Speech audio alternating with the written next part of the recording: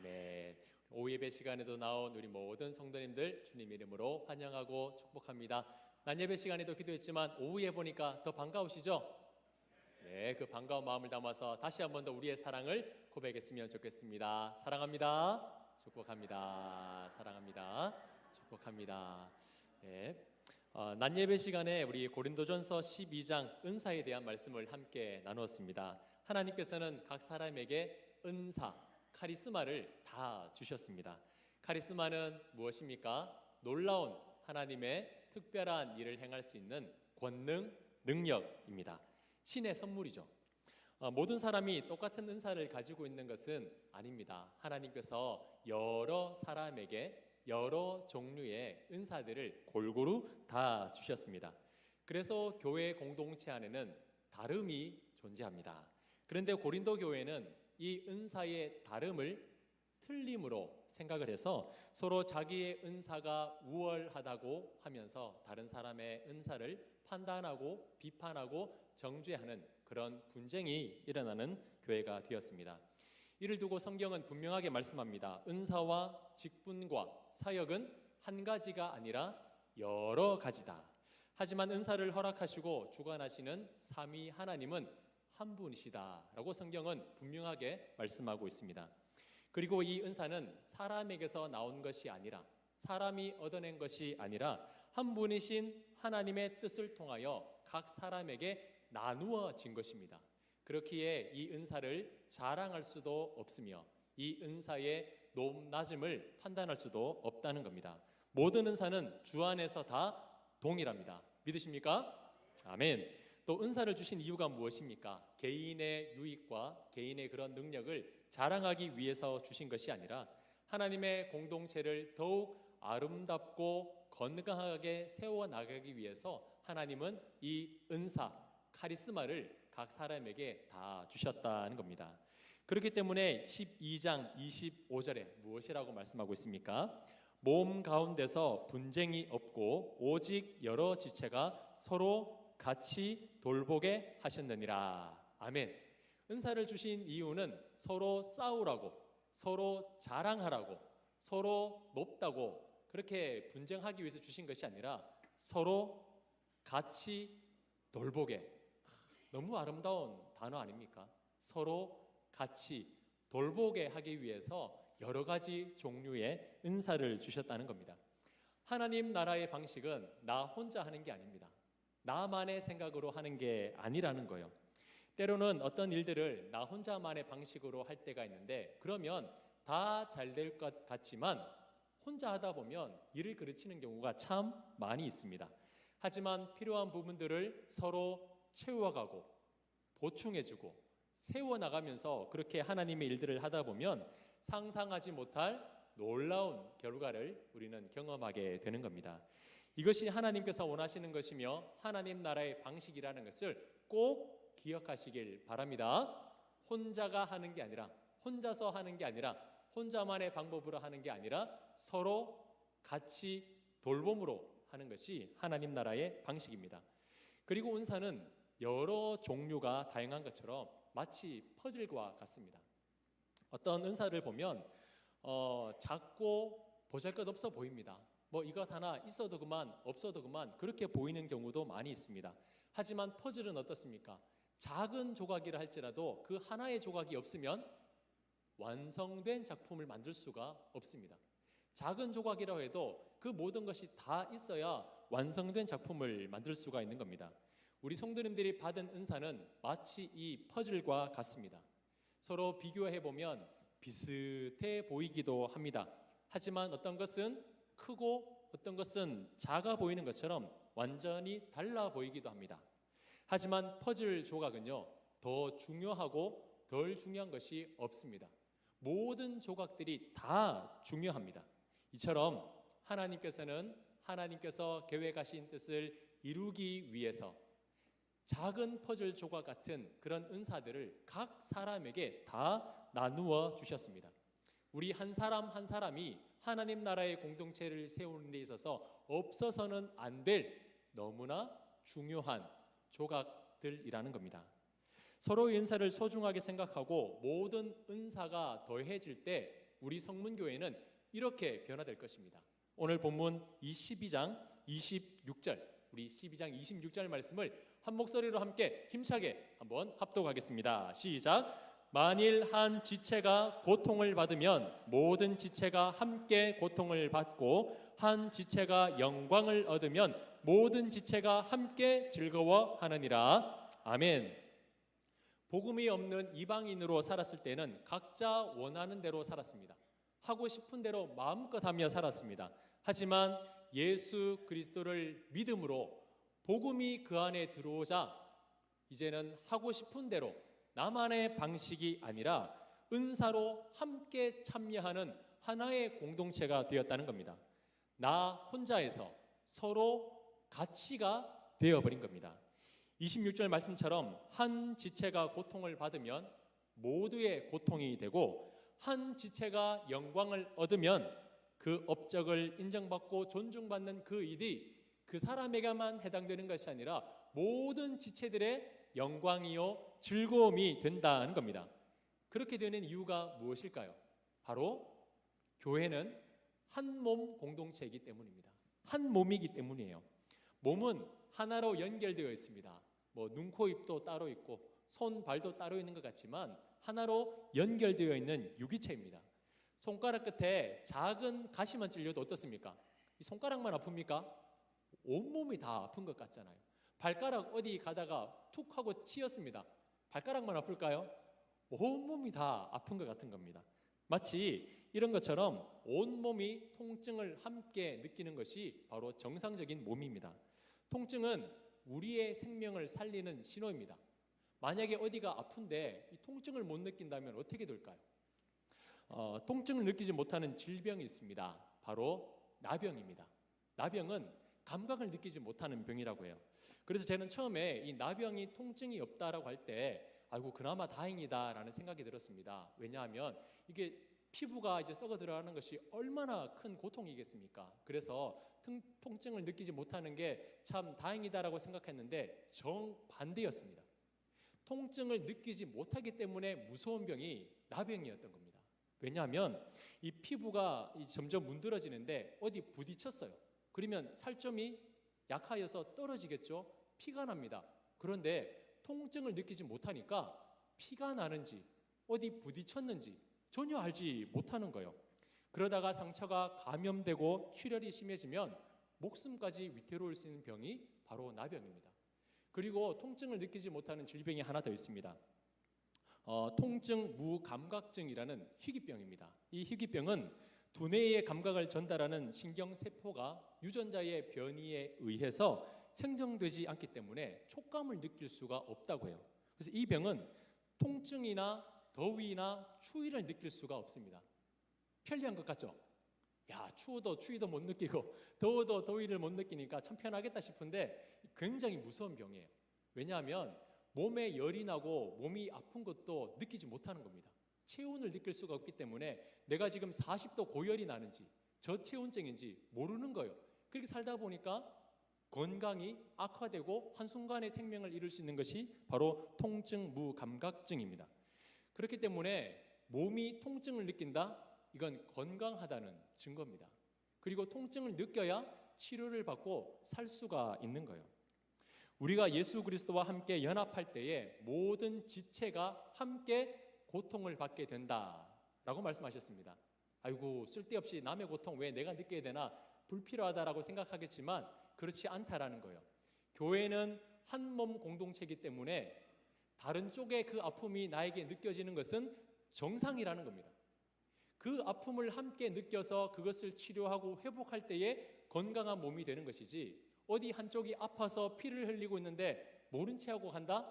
그럼 결국 그 부위가 썩고 고름이 나고 그것으로 인하여서 그 몸된 공동체가 점점 병들어갈 수 있다라는 겁니다. 아픈 부위는 느껴야 되고 느끼는 아픈 부위는 치료해야 되는 겁니다. 그러면서 12장 28절에 직분에 대해서 말씀하고 있습니다. 직분에 대해서 말하면서 하나님이 교회 중에 몇을 세우셨으니 첫째는 사도요, 둘째는 선지자요, 셋째는 교사요, 그 다음은 능력 행하는 자요, 그 다음은 병 고치는 은사와 서로 돕는 것과 다스리는 것과 각종 방언을 말하는 것이라. 아멘. 몸은 하나지만 각 지체로 나눌 수가 있는 것처럼 주님의 몸된 공동체 안에는 29절과 30절에 이어 말씀하는 것처럼 각자 다른 은사와 직분을 맡고 있습니다. 모양이 다 다르다는 거예요. 같지만 다름, 그 다양성이 공존하는 곳이 바로 교회입니다. 그래서 교회에 오면 왜 이렇게 다를까, 왜 이렇게 틀릴까라고 생각하겠지만 지극히 정상입니다. 하나님께서는 같은 한 분이시지만 각 사람에게는 다양한 것을 허락하셨기 때문입니다. 같지만 다름, 이 하나님 나라의 공동체의 모습입니다. 그러면서 31절에 무엇이라고 말씀하고 있습니까? 너희는 더욱 큰 은사를 사모하라. 내가 또한 가장 좋은 길을 너희에게 보이리라. 이 31절이 마치고 있습니다. 말씀드린 대로 고린도 교회는 받은 은사를 가지고 서로 자랑했습니다. 내 은사가 최고야. 내가 맡은 직분이 최고야. 당신이 있는 것보다 내가 더 우월하고 내가 더 높아라고 하면서 다른 사람들에게 상처 주고 높고 낮음을 따지는 그런 교만에 빠져버렸습니다. 바울은 이러한 교회를 향해서 결론과 같은 권면을 하고 있습니다. 모두 같은 은사, 같은 직분을 가지고 있는 것이 아니다. 어느 것이 더 낫고 어느 것이 더 나쁜 것도 아니다. 그러니 너희는 더욱 큰 은사를 사모하라. 더욱 큰 은사를 사모하라고 말하고 있습니다. 더욱 크다는 것은 가장 위대하고 가장 크고 가장 높은 것이라는 겁니다. 사람들의 관점에서는 야, 이거 정말 대단하다, 요 정도 정말 대단하다 하겠지만 더 great, 더 가장 최선인 것이고 더 높은 것이 있으니 그것을 구하라는 거죠. 세상으로서의 수준에서는 상상하지 못할 그 이상의 것을 생각하고 구하라는 겁니다. 제 막내 아들이 이제 장난감을 참 좋아합니다. 오늘도 한 분의 피해자가 발생하셨다고 들었는데 다이소 끌려가신 분이 누구신지 모르겠습니다만 늘 손 안에 장난감이 있어요. 자기에겐 최고의 보물입니다. 그러면서 아빠 이거 보세요, 이게 뭐 최고예요 하면서 놓질 않아요. 근데 제가 볼 때는 어떻습니까? 그 아이의 손에 있는 장난감보다 타고 다니는 자동차가 더 좋고 더 값집니다. 그런데 이 아이에게 있어서는요, 이게 최고라고 말합니다. 어른들의 관점에서는 아이고 이것보다 더 좋은 거 많이 있는데, 이것보다 더 훌륭한 건 많이 있는데, 이런 것처럼 바울이 고린도 교회를 볼 때 이런 심정이라는 겁니다. 고린도 교회 안의 성도들이 이런 은사를 가졌어, 나는 이런 능력이 있어, 이런 직분을 받았어, 마구 자랑하는데 바울이 볼 때는 마치 어린아이가 손에 든 장난감을 자랑하는 것과 같은 겁니다. 아이고 저것보다 더 좋은 거 있는데, 저것보다 더 하나님이 주시는 큰 거 있는데 왜 저것 가지고 서로 난리일까? 왜 서로 저게 자랑이라고 저렇게 할까? 더 좋은 거 있는데, 더 좋은 거 있는데, 그런 심정으로 지금 고린도 성도들에게 이야기를 하고 있는 겁니다. 너희들이 가지고 있는 것보다 더 위대한 것, 더 값진 것, 더 가치 있는 것이 있으니 그것을 사모해라. 사모해라. 그러면 어떤 일이 있다고요? 내가 또한 가장 좋은 길을 너희에게 보이리라. 사모하면 보여주신다, 사모하면 주신다라고 말씀하고 있습니다. 자, 그렇다면 그 위대한 것, 세상의 수준을 뛰어넘는 가장 좋은 것, 구해야 하는 그 좋은 것이 무엇일까요? 아무리 찾아봐도 이 31절 그 다음에는 그 좋은 것이 나오지 않습니다. 그러면 그 좋은 것이 뭘까요? 31절은 나오지 않지만 13장에 이어서 나오는 것이 있습니다. 우리 성도님들 고린도전서 13장을 무슨 장이라고 알고 있습니까? 할렐루야. 바로 이겁니다. 바울이 지금 고린도 성도들에게 구해야 하는 가장 위대한 것, 가장 좋은 은사는 병 고치고 가르치고 뭐 예언, 방언, 환상 그런 것이 아니라 그 위의 것을 뛰어넘는 아주 영광스러운 수준의 은사가 있으니 그것이 무엇이냐? 바로 사랑이라는 겁니다. 사랑. 모든 것 위에 더해지는 가장 좋은 은사, 그것이 바로 사랑이라는 겁니다. 사랑하는 성도님들, 하나님은 우리에게 사랑하라고 말씀하셨습니다. 명령하셨습니다. 사랑하라. 이건 가져도 되고 안 가져도 되고 해도 되고 안 해도 되는 게 아니라 하나님의 명령입니다. 이건 분명히 해야 되는 겁니다. 예언, 방언, 병 고치는 은사 가져도 그만, 없어도 그만입니다. 그런데 이 사랑만큼은요, 선택이 아니에요. 명령이라는 겁니다. 그렇기 때문에 우리가 이 명령을 따라서 무엇을 해야 되냐면 구해야 하는 겁니다. 하나님, 사랑의 마음을 주십시오. 이 사랑을 실천할 수 있도록 허락해 주십시오. 이 사랑만큼은 빼앗기지 않도록 지켜주십시오. 다른 건 몰라도 이 사랑만큼은 지켜내야 한다라는 겁니다. 이 고린도전서 13장은 이 12장과 14장의 은사의 가운데 샌드위치처럼 끼어 있습니다. 그렇다는 것은 은사와 은사를 연결하는 것이 무엇이라고요? 바로 사랑이라는 겁니다. 그래서 서로 세워주고 서로 견디어주고 서로 위로해주고 서로 붙들어주는 것 무엇으로 하라는 겁니까? 사랑으로 하라는 거죠. 마치 접착제처럼 은사와 은사를 붙이는 것이 바로 사랑이라는 겁니다. 그래서 사랑이 없으면 이 13장에서 말하는 것처럼 사랑이 없으면 아무리 훌륭하고 좋은 것이라 해도 다 소용이 없다라는 거예요. 아무리 좋은 말을 해도 꽹가리 소리 같고 아무리 많은 일을 한다 해도 그것이 하나님께는 큰 기쁨이 되지 않는다라는 겁니다. 어떠한 은사를 받든지 간에 사랑으로 하고 사랑으로 세워주고 사랑으로 함께 버텨주고 사랑으로 함께 참고 인내해 주는 것, 이것이 바로 하나님께서 주시는 최고의 은사인 줄 믿으시기를 바랍니다. 오늘 오전에 각 기관을 섬길 이제 대표자를 임명을 했습니다. 그 외에도 새로운 한 해를 섬기고자 사역 지원서를 내신 성도님들이 참 많이 계십니다. 나는 기도로 섬기겠습니다. 안내로 섬기겠습니다. 또 여러 가지 또 다른 사역을 위해서 섬기겠습니다. 작정하셔서 써주신 분들이 참 많이 있습니다. 저는 요청합니다. 우리 직분받은 우리 성도님들, 그리고 하나님께 교회를 위하여서 섬기겠다고 작정하신 분들, 우리가 받은 직책과 직분과 사명보다 오늘 말씀에서 허락하시는, 오늘 말씀에서 요구하고 계시는 가장 위대한 그 사랑을 결코 놓치지 않으시기를 간절히 소망합니다. 그 사랑으로 모든 일들을 감당해낼 때 하나님께서는 우리 성문교회를 2025년도에 아주 놀랍게 들어쓰실 줄 믿습니다. 아멘. 제가 전에도 설교 드린 적이 있는데 사랑하라는 설교 제일 하기 힘듭니다. 왜냐하면 사랑해야 된다라고 말씀을 하시는데 이 사랑이 참 쉽지 않기 때문이에요. 사랑하지 않고 외면하는 게 너무 쉽고 사랑하는 것보다 모른 체 하는 게 너무 편합니다. 그런데 굳이 사랑하려고 애쓰다 보면 참 힘들어요. 마음이 힘들고 또 갈등도 되고 참 그렇습니다.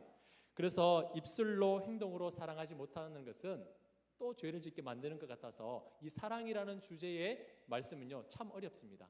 그런데 하나님은 다른 것보다 서로 사랑해내기를 정말 원하시는 겁니다.